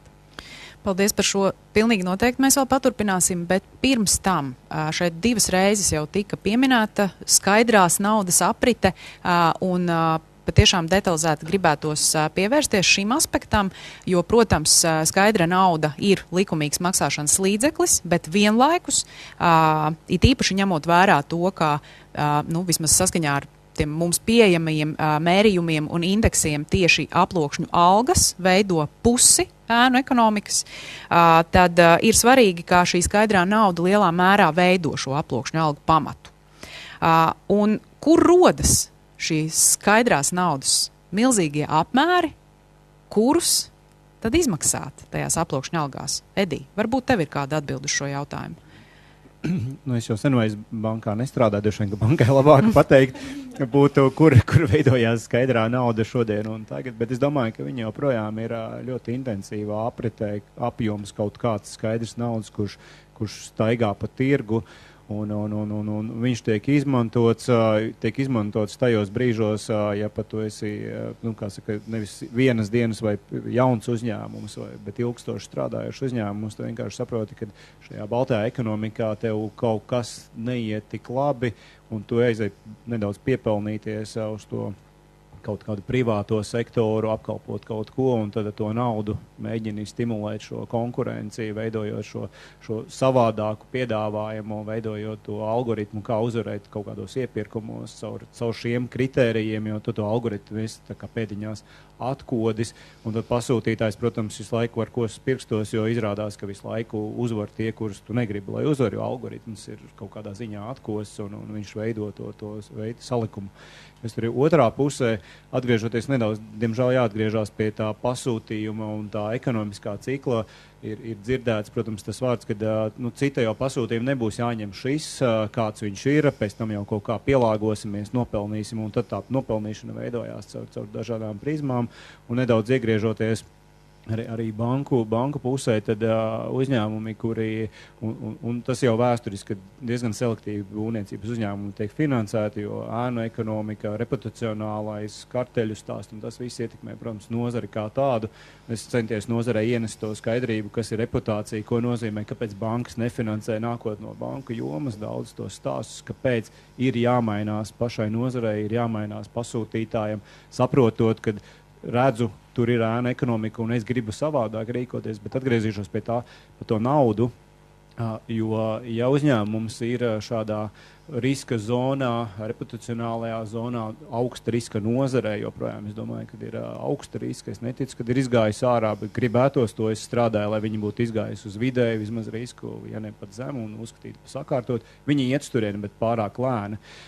Ir jautājums par to apjomu, kas ir tirgu, ko pasūtītājs iedod vai uzņēmumi spējīgi paņemt, un ko viņš dara. Viņa finanšu dati tajā brīdī, skaidrs naudas dēļ visiem pasliktinās, viņš iespējams uz kvalitatīvu finanšu pakalpojumu limitiem nevar aiziet, un ko viņš dara? Viņš aiziet visticamākais pie varbūt dārgāka vai meklē skaidro naudu, kā rezultātā tā izmaksu zona uziet uz augšu, un tad tev ir jāatkompensē tā peļņa, jo tu nevar aiziet tikā pasūtītājiem pateikt, klausies, man ir kredīts tur nevis 3, 4 vai 5%, bet man jau ir 9, 10% vai vispār skaidru tikai varam strādāt, un kā rezultātā tā sistēma nedabū sevi atveseļot, jo visu laiku ir tā aprite, kurā netiek ārā tie uzņēmumi kaut kādu iemeslu dēļ. Un tas ir tas katra posma, kā saka, devums. Un vēlreiz varu pateikt, paldies, Baiba, ka tu pateici korektāk, nevis tikai ekonomikas ministrija, bet jau daudz citi rūpējās par šo tieši nodokļu slogu. Un atgriežoties pie banku jomas, mēs bijām redzējuši to posmu, kad lielie uzņēmumi vienkārši izgāja ārā ar mikro nodokļu darbinieku stāstu, kā tas ietekmē visu otru pusi. Tā kā tur mums ir jāpieliek otra puse arī klāt, ka mēs nedrīkstam izlaist no rokām arī šo visu, jo tas aiznesīs atkal otrā grāvī. Tā mēs arī mētāsimies no grāvi uz grāvi, mums ir jāturpina stabils ceļš. Paldies, un pirms es dodu vārdu Agnesei, es gribētu skatītājiem un klausītājiem atgādināt, ka aktuālajā ēnu ekonomikas ierobežošanas plānā tika ietverta prasība un jau izstrādāts instruments, jeb risinājums, lai būvniecības informācijas sistēmā būvniecības ieceres īstenotājs norādītu finansējuma izcelsmi, tā finansējuma, ar kuru plānots šo te būvniecību īstenot, un arī FISIL aktīvi atbalstīja šo instrumentu, jo mūsuprāt tas bija tieši tāds vienkāršs un nebirokrātisks veids, kā veicināt šo te redzamību, par kuru jau mēs arī esam šeit šodien diezgan daudz runājuši, un arī atbildību sabiedrībā. Bet, diemžēl, minētā prasība ar politisku lēmumu tika atcelta, un mūsuprāt tas patiesībā rāda to, vai ir tāds tā kā lakmusa papīrītis tai patiesajai gribai to ēnu ekonomiku ierobežot. Un tas bija tāds solis atpakaļ. Tā bija tiešām tāda laba iniciatīva. Tāpēc šobrīd faktiski mēs dzīvojam tādās divās paralēlās realitātēs.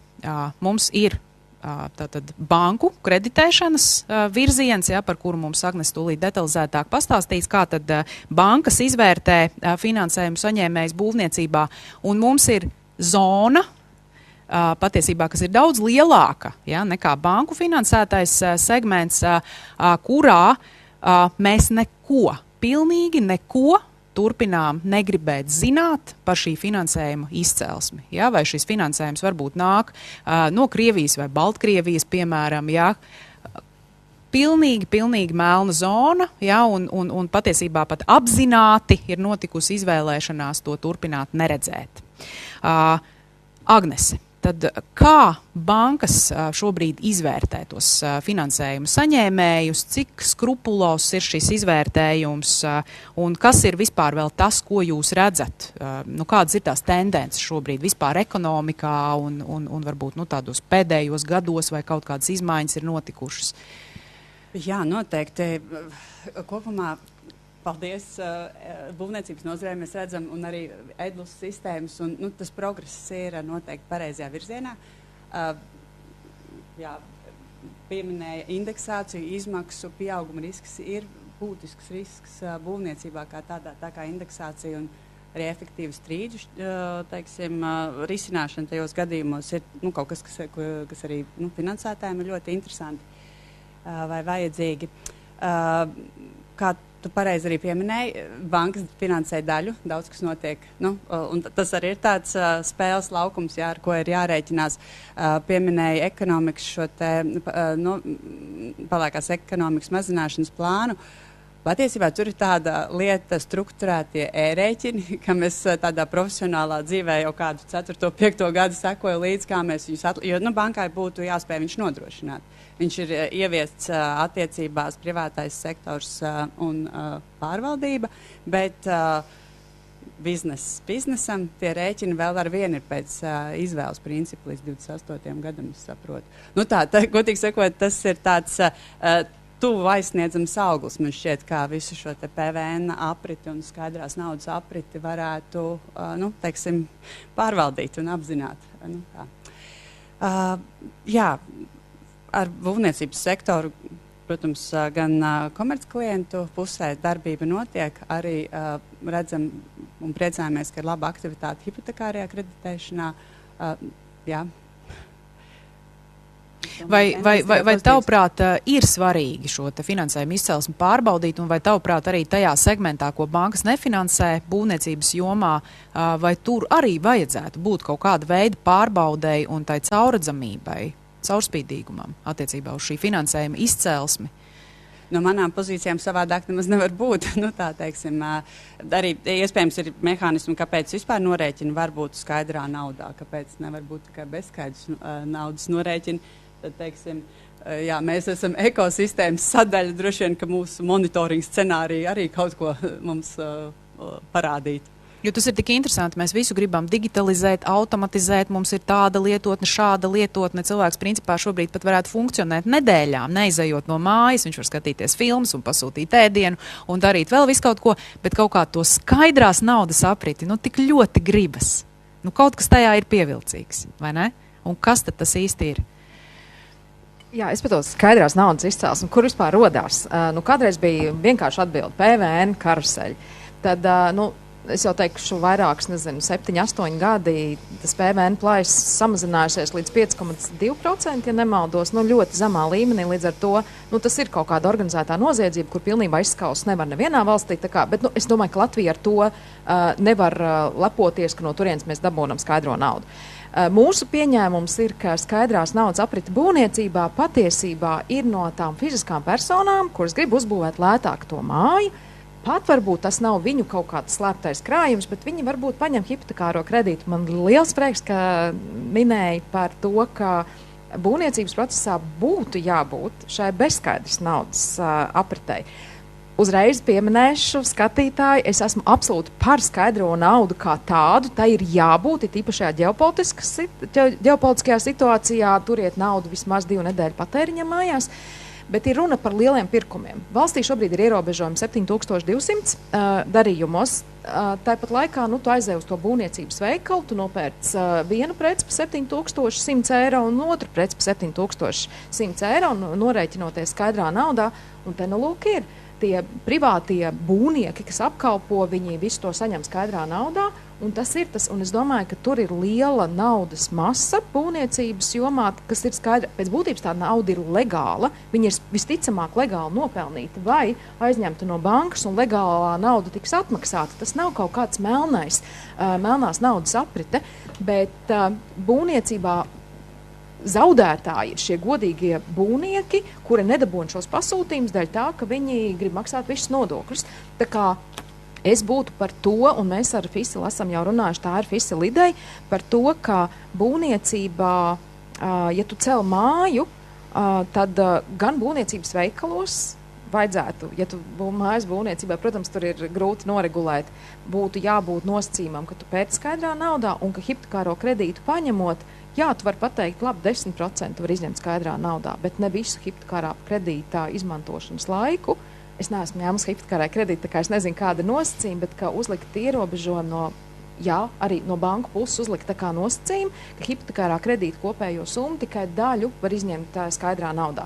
Tas būtu stingrāks regulējums, tas būtu atkal sabiedrībai grūti uztvert, atkal valsts kaut ko grib regulēt, bet šeit ir jāsaprot tas lielais mērķis, kāpēc ne jau valsts vajadzībām tas ir uzņēmēju vajadzībām, lai veicinātu šo balto biznesu un tādā veidā radīt godīgu konkurences vidi, jo tā ir tā nodokļu morāla, kur mēs vienkārši moralizēt, vismaz man kā valsts pārvaldes darbiniekam nav tiesību sabiedrību moralizēt, bet sabiedrībai ir jāizaug līdz tam. Un mēs gaidām jau 30 pāri gadus atjaunotā Latvijā, tā morāla nemainās tik strauji, un varbūt te ir jābūt šiem stimuliem ar nedaudz ierobežojumiem, lai tā skaidrās naudas aprit, ja cilvēks domā, es gribu uzcelt lētāk māju, man nav tik daudz ienākumu, lai es te varbūt maksātu visus nodokļus, viņš nedomā par to, ka viņš dara ļaunu Latvijas uzņēmējiem un attiecīgi Latvijas valsts ekonomikai. Viņš vienkārši grib, ne jau viņš ir ļaunprātīgs nodokļu nemaksātājs, viņš vienkārši grib paslēpties, pasargāt savu mazo pasaulīti, tērējot mazāk naudas. Ja man ļaut, es nedaudz varbūt to tēmu paplašinātu šo pieteikto, jo tā diskusija par ekonomikas ierobežošanu būvniecībā ir bijusi ne tik sen, izstrādājot šobrīd spēkā esošajā ekonomikas ierobežošanas plānu, kur arī ļoti aktīvu dalību ņēma gan nozarē, gan Ficil ekonomikas ministrija kā vadošā. Un tomēr tas ir kompromisa dokuments. Un tādēļ tas ir arī varbūt kompromisa dokuments, un varbūt svarīgi, ka visi iesaistītie bija, un tādēļ arī bija cerība, ka arī tie punkti arī tiks izpildīti. Un jāsaka, 11 punkti tieši uz būvniecību tika adresēti šajā plānā, 6 no tiem ir izpildīti. Es varbūt nosaukšu ļoti īsi to pašu EDLUS ieviešanas slieksnis ir pazemināts līdz 107 000 no 350 BIS sistēmā. Ir paredzēts pienākums sniegt būvdarbu līguma cenu, plānoto būvdarbu cenu, un tas arī ir informācija ļoti būtiska. Ir samazināts vedlu datu ticamības diapazons līdz 15%. Protams, EDLUS sistēma arī varbūt kāds novīts. Bija paredzēti plānā un ir veikti uzraudzības pasākumi par EDLUS. Valsts ieņem dienas, to ir darījis, un 25. gadā tas ceļš te vienā būvlaukumā pārbauds ir veikts. Un mazāk vai lielāku pārkāpumu konstatēt 53 būvlaukumos, un tas ir par to nesodāmības stāstu, ja, ka tāda sistēma ir, tad viņi arī jāievēro. Publisko iepirkumu vadlīnijas ir papildināts, arī saistībā ar šo EDLUS izmantošanas cenas izdevīgākā piedanošana un pilnveidots arī tiesiskais regulējums, lai novērstu nelegālo inženieru tīklu būvniecību. 2 pasākumi vēl ir izpildē. Arī, manuprāt, būtisks tieši šīs datu apmaiņas turpmākā pilnveidošana starp BIS un VID sistēmām. Tā turpinās, tas ir svarīgi abām pusēm. Un arī minētais ģenerāla vienošanās jautājums, mēs ceram, ka vēl būs kāds uzrāviens arī šajās sarunās, jo sapratām, ka iepriekšējais Brauns, teiksim tā, beidzās ar tādu vienkārši turpinot esošo situāciju. Jā, un tad bija šie risinājumi, kas faktiski ir atcelti, 2 atcelti arī, ko minēja Gošas kundze, jā, tas attiecīgi par privātpersonas pienākumu sniegt informāciju par būvdarbiem plānotā finansējuma izcelsmi, un otrs par dzīvojamās mājas būvobjekta platības sliekšņa samazināšanu no 400 kvadrātmetriem 170, ko būvētājs drīkst būvēt pašu spēkiem bez būvkomersanta piesaists. Mūsuprāt, tie bija saistīti pasākumi, abi divi, un tie ir preventīvi pasākumi, ja kurā gadījumā tie nav tādi sodoši pasākumi. Politiski redzam, ka nav guvis atbalstu, tad jārēķinās to situāciju, kāda ir. Mēs arī dzirdējam jaunas idejas, varbūt, kas būtu jādara šajā jomā. Varbūt šis skaidrošanas jautājums arī no nozares puses varbūt nav bijis pietiekams, jo tiešām nav nevienā brīdī ne finanšu ministrija, ne ministru kabinets domājis aizliegt skaidro naudu. Tieši tā, skaidrā nauda ir un paliks mūsu apritē, un minēja arī, ka arī drošībai, protams, ir vajadzīgs, bet šie lielie darījumi, šī caurskatāmība ir būtiska visai sabiedrībai. Tā kā par šiem bezskaitas naudas risinājumiem lielākā daļa tāpat ir bezskaitas naudas darījumi, un ja mēs skatāmies jaunā paudzi, viņi staigā gan bez skaidras naudas, gan bez naudas maciņa, klasiskā izpratnē. Attiecīgi viss ir elektroniski, un teiksim, kāds varbūt pat īsti nezināt, kur to skaidru naudu var dabūt. Tik vienkārši būtu jāprasa vecākiem, kā pie viņas tik klāt. Bet jā, šis un arī minētie ierēķini, kas būs sistēma attīstība, un teiksim tā, arī aizvien vairāk arī valsts ieņem dienesti iegūst informāciju te pašā ārvalstu sadarbībā.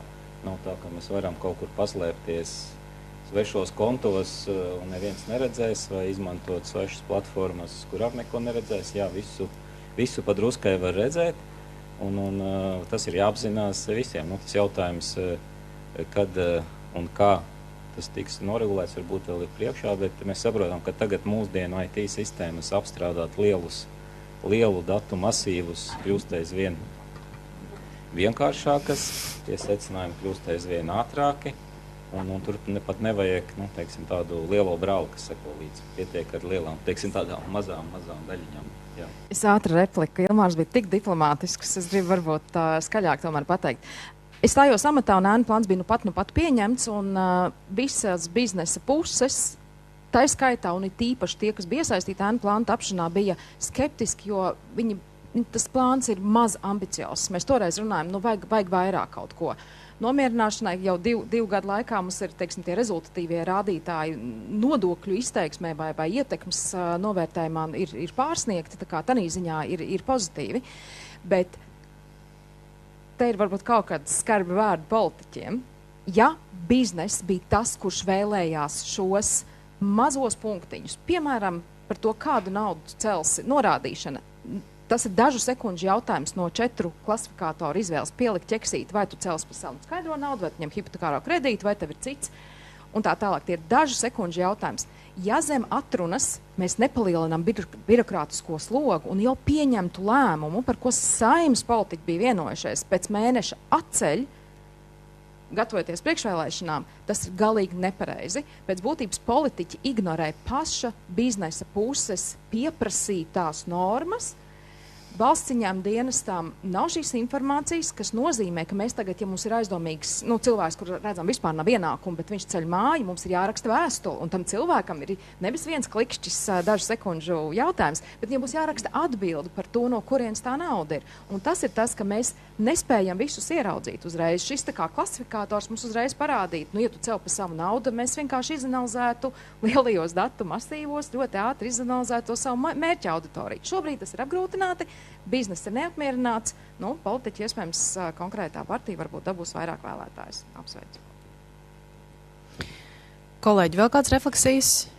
Jā, es varbūt par to, ka tiešām valsts ieņēmuma dienestam ir ļoti daudz datu par iedzīvotāju ienākumiem. Tur mēs ļoti ātri aizgājām tādā, kas man lika uzmanīties, vai mēs atkal nebremzēsim kreditēšanu. Ja jūs ieviesīsiet tādus, uzliksiet uz banku atbildību šo aspektu arī laikā, kad nav regulējumi, ka katrs pats savu māju nevarētu būvēt pa kārtām dažādos veidos.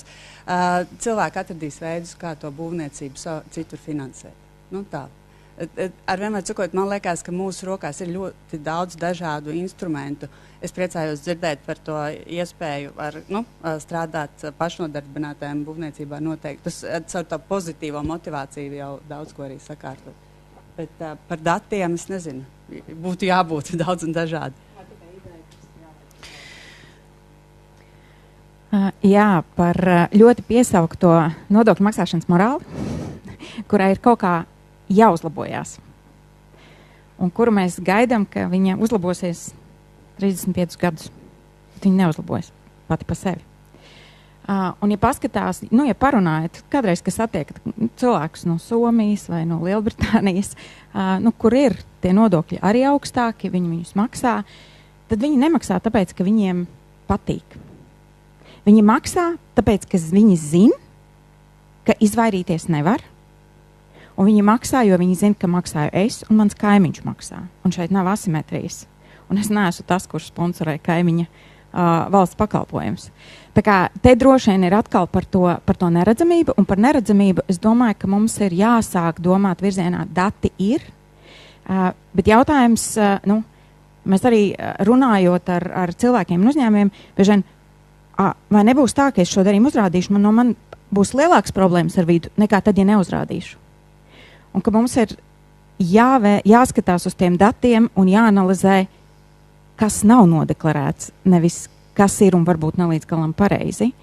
Ir jāsāk varbūt gudrāk skatīties uz tiem datiem, jāmācās no valstīm, kas ir izgājuši 20 gadu attīstību, piemēram, Itālija, kurā ir katrai nozarei kaut kādi finanšu rādītāji, kurus pirms nodokļu maksātājs vispār iesniedz, viņš redz, kā viņš izskatās nodokļu administrācijai. Vai viņa finanšu rādītāji, produktivitāte, algas pret apgrozījumu vai kaut kādi citi rādītāji, vai viņi atbilst tam, ko no šīs nozares sagaidīt kā normu. Un tajā brīdī uzņēmums ir spiests koriģēties, jo viņš saprot, ka kaut kas nav ilgstoši, tā nevar. Varbūt izņēmuma situācijas, bet tas, ka ilgstoši var neloģiskus finanšu rādītājus iesniegt un neviens par to neko nejautā, tas ir tas, kas rada to neredzamības sajūtu, ka tas ir ok, tā var, jo man neviens neko nejautā. Man neviens neuzdod jautājumus, un caur to tas tiek normalizēts. Tā kā fokusam caur tiem datiem, manuprāt, ir jābūt vairāk uz to, kas nav nodeklarēts, nevis kas ir nodeklarēts. Baiba, varbūt tev ir atbilde uzreiz? Vai? Var piekrist arī teiktiem, protams, tīri no tādas, varbūt no būvniecības sadaļas, to, ko mēs mēģinām, ir, kad mēs tomēr rūpējamies par kvalitatīvu amatniecību, par profesionālu pieeju, tas ir tādā varbūt tās tiešām jumtu uzlikt vai vēl kaut kādus darbus, lai tie uzņēmēji vai privāti personas, kas profesionāli amatnieki nepazūd, viņam būtiska loma par vidējiem, lai viņi varētu spēt izdarīt darbus un arī pa lielajiem. Protams, tāpēc ir svarīgi, ka tā nav ēnu ekonomika, nav visā 9 stāvu mājā, ir iespējams kaut kādos pāris dzīvokļos ēnu ekonomika ir, tāpēc nevar teikt, ka visa ēka ir ēnu ekonomika un ar to, protams, nozara mokās. Man nesik reizi ir uzņēmēji teikuši, ka beidz runāt par ēnu ekonomiku, ir jau bišķiņ piegriezies jau runāt, jo viņus tas, protams, ietekmē, katrs uzraksts ziņās un tā tālāk ietekmē viņus, kas ir baltajā ekonomikā, tā ir tā reputācija uz nozares spiediens. Ja.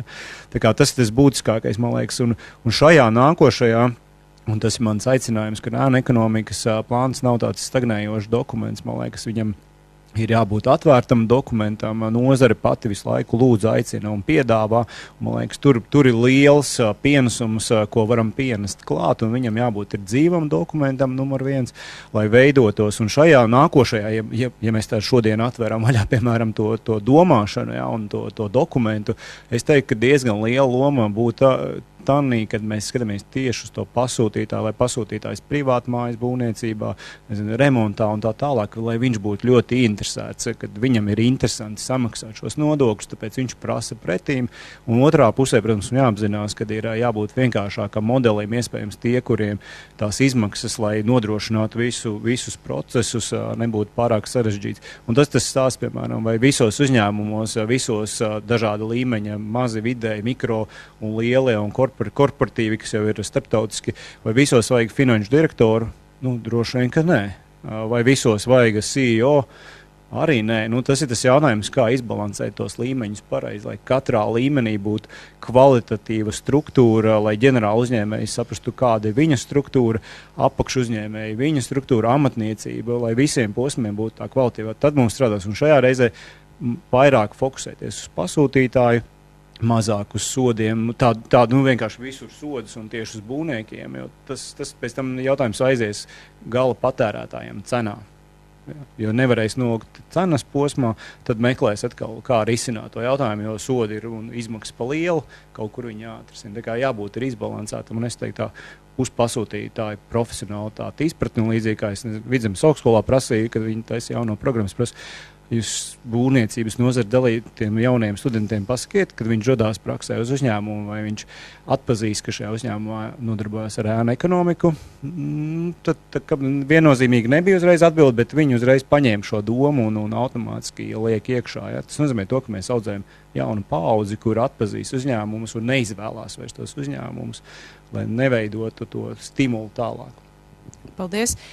Pirms mēs dodamies pavisam noslēguma fāzē, vai būtu kāds jautājums auditorijā? Jā, tur bija pirmā rociņa, un tad Inese, bet tiešām ātri. Ja, Jā, Ivo Burkevičs no TV3 ziņām jautājums finanšu ministrijas pārstāvim Šņucina kungam. Ja mēs paskatāmies uz to laiku, kad gaisā virmoja, tur plānoja slēgt ģenerālu vienošanos būvniecības nozarē, un tad pēc tā paša Saukskunga un Putņikunga pētījuma ēnu ekonomikas īpatsvars tika lēsts būvniecības nozarē uz 35%. Ja mēs paskatāmies jaunākos datus, tiek lēsts uz 34%. 10 gadi praktiski, ģenerāla vienošanās pa vidu. Kāpēc nav jaudīgāk rezultāti? Ja pa ģenerāla vienošanos, tad noteikti lūgt nozari nokomentēt. Bet, ja attiecībā uz ģenerāla vienošanos, noteikti viņa ļoti ātri devalvējās. Jā, tās algas, kas tika noteikti sākotnēji, bija ļoti adekvātas, teiksim tā, tam līmenim, bet mums ir bijis cauri šim posmam gan lielās inflācijas, gan algu pieauguma posms. Vienkārši tā ģenerāla vienošanās, varētu teikt, tā devalvējās pēc būtības tā nozīme. Tāpēc ir svarīgi iet uz jauno pusi. Par šo konkrēto ciparu es varbūt varu arī viņam nepiekrist, ka tieši 35%. Tas ir, protams, tādas sajūta līmenis. Mēs, protams, arī minētā karteļu lieta noteikti ietekmē šo novērtējumu, kas varbūt nav ēnu ekonomika tādā klasiskā izpratnē. Tur ir nedaudz cits krimināla žanrs varbūt. Bet attiecīgi, domāju, tas tā ietekme noteikti arī no tā ir radusies. Bet attiecībā, tas loģiskākā vieta, kur mēs arī redzam, un kur ir šī ekonomikas ierobežošanas plāni bija uz to, kas mazāk bija redzama, uz mazāku būvniecības apjomu, uz privātu būvniecību, kas nav lielākā būvniecības apjoms. Ja mēs saprotam, ka lielākā nauda aiziet, ceļu infrastruktūrā, citos infrastruktūras lietās, kas nav privāta būvniecības. Un tur tie pasākumi ir, daļa ir atlikta, kā redzam, arī tā diskusija, ko darām. Bet varbūt palūkšu nokomentēt ekonomikas ministrijas kolēģiem. Noteikti precīzāk varētu.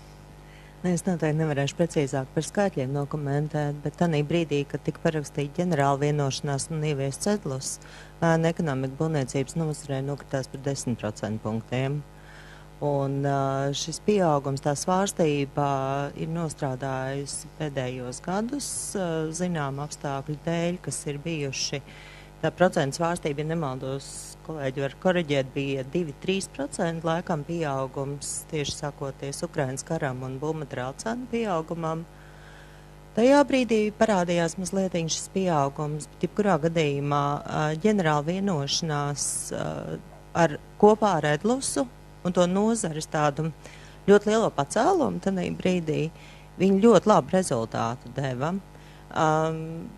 Turpmākie visi notikumi un, teiksim, tas pacēlums, viņš netika uzturēts visu laiku tādā pacēluma līmenī, kā rezultātā mēs atgriezāmies pie stāsta, ka būvniecības nozare ir lielā ekonomika, būvniecības nozare varbūt iestājās karteļu stāsts arī ar savu negatīvo aspektu un ietekmu uz nozari.